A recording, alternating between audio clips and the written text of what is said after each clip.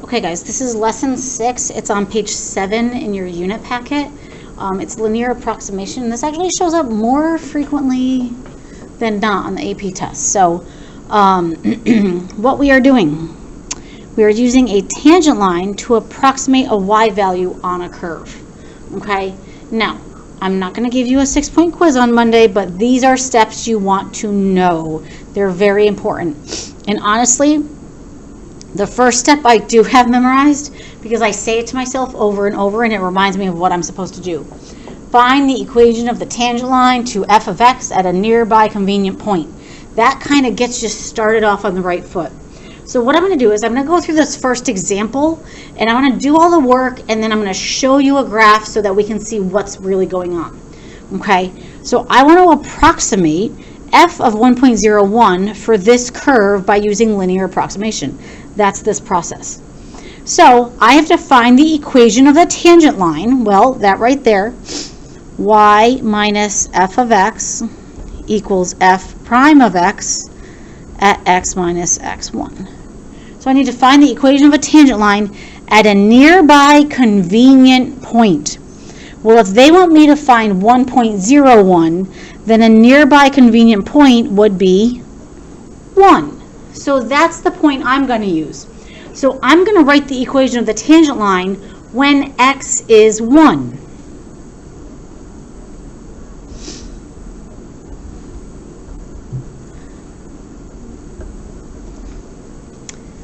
So that's my nearby convenient point that I'm using because 1's easy to work with. I don't have a calculator, so I can work with 1. 1.01, a little trickier, okay? So now, I have to substitute 1 into the original to get my y coordinate. So if I do that, y would equal 1 over 1. Okay, so that's just 1. And now I have to substitute 1 into the derivative. So I need to take the derivative. Well, remember, this is really x to the negative 1. So y prime would be negative x to the negative 2, which is negative 1 over x squared. So if I substitute my 1 into the derivative, there's my derivative, I would have negative 1 over 1, which is just negative 1. Okay, so now what you are looking at right there, that's step 1. I found the equation of the tangent line at a nearby convenient point. Now, step 2. Substitute your specific value of x into the tangent line equation. So this right here, I'm going to substitute in. So now I'm going to sub in my specific value. So I've got y minus 1 equals negative 1 times specific value right here. Okay, so that right there is step 2. I'm subbing in my specific value. Now, what step 3 says is the y value on the tangent line is the approximation to the actual f value. So what I want to do is I actually want to figure out, okay, what is the y value on my tangent line here? So I'm just going to do a little bit of work. I'm going to go off to the side here. Y minus 1 equals negative 1.01 plus 1. So y minus 1 equals, let's see here, if I look at this, negative 0.01. And then I'm going to add 1 to both sides.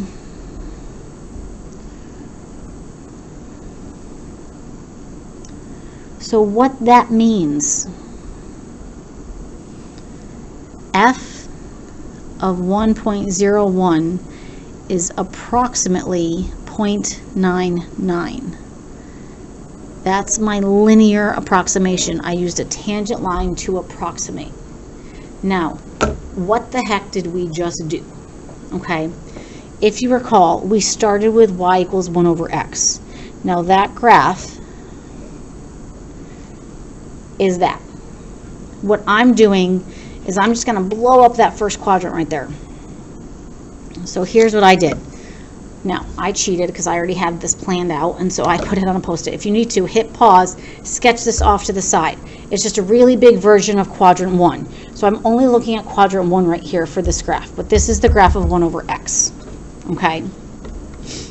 Now, once you have that, plot the point 1, 1, because that's the point we used here. The point 1, when x is 1, y is 1. That was my nearby convenient point.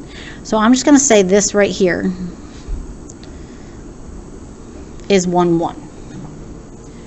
So what we just did, and I'm hoping this graph will put it all together for you, I found the equation of this tangent line. So I'm going to sketch in this tangent line. Let's see here. Maybe it looks something like this. So that's my tangent line at 1, 1. This line right here is this equation that we wrote. That's the equation of my tangent line at that point. Okay? Now, what the question wants me to find is f of 1.01. Well, if this right here is 1, then 1.01 is probably someplace over here. Okay? So now I know if I go up,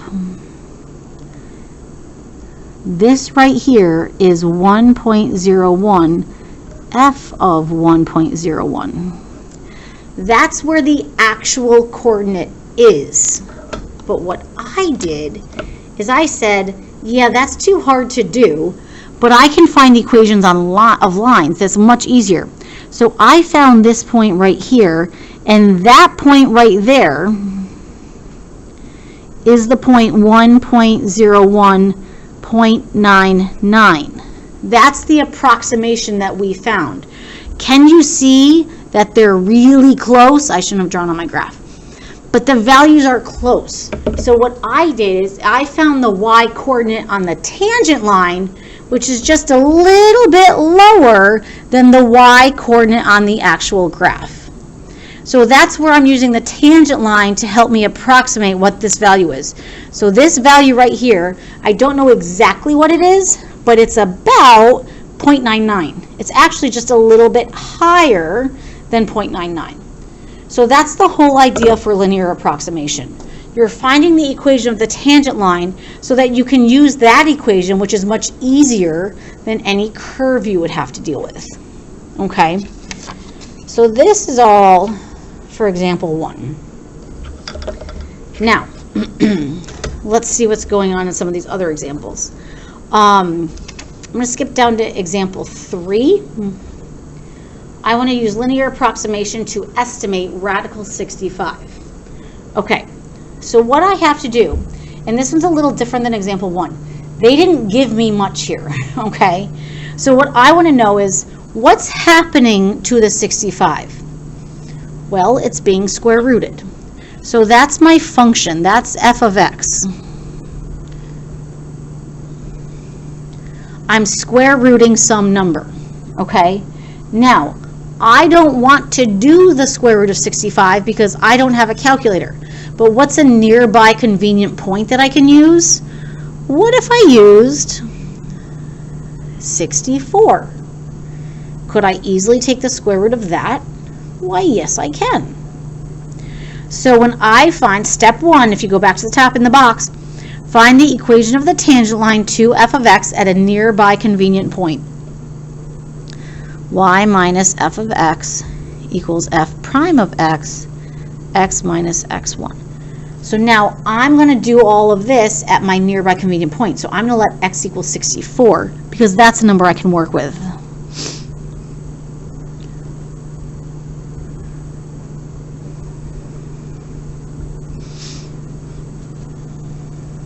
Okay, so now I have to sub 64 into my function. Well, my function is just the square root, so the square root of 64, that's going to be 8. Now I need to sub 64 into the derivative. We, of course, have that memorized. So when I sub in a 64, I get 1 over 16.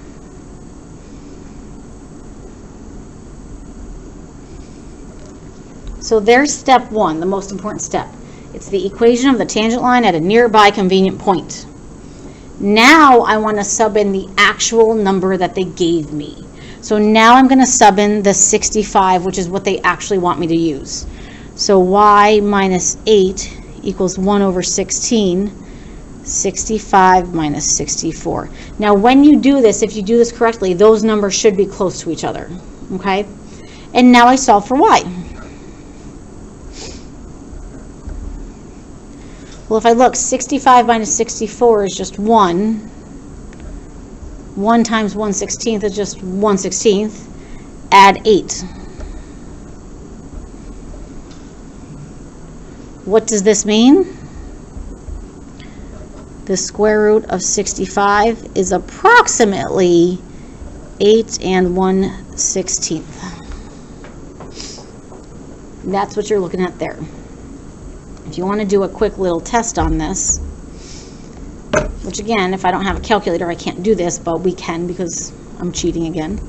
The square root of 65, the square root of 65 is that. Well, 8 plus 1/16 is that. And that looks pretty close to me. So we just approximated that. Okay. All right, one more example to look at. Approximate this. Now notice, and this is what you could have on the AP. They're not giving you any directions.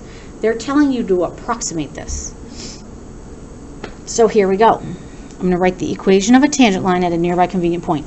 But first I want to know what's happening to the 3.02. I want to know what's happening to that.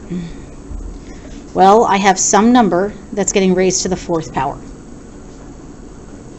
What's the nearby convenient point I should probably use? How about 3? It's usually pretty obvious what you should use, so that shouldn't be too hard. So I'm going to do y minus f of 3 equals f prime of 3x minus 3. Okay, so now I need to substitute. 3 has to go into the original. So I need 3 to the 4th power. Okay, so 3 squared is 9. 9 squared is 81. Now I need to sub 3 into the derivative. Okay.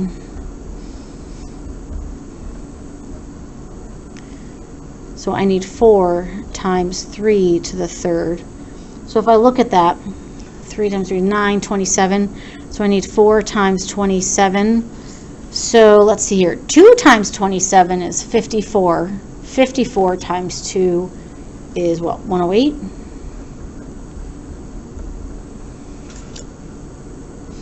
And again, it shouldn't be too terrible. We should be able to work this out.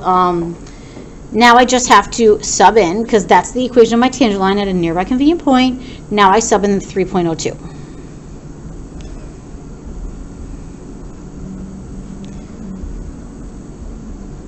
And again, the numbers in the parentheses, if done properly, those should be close to each other.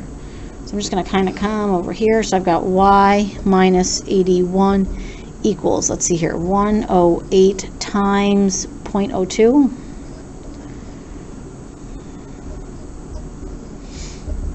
So 108 times 2 is 216. Move the decimal twice, 2.16. And I'm going to add 81.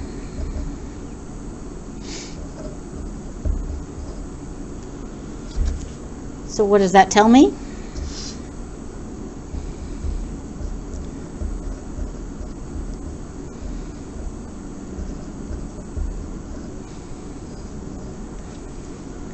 .02 raised to the 4th power is approximately 83.16.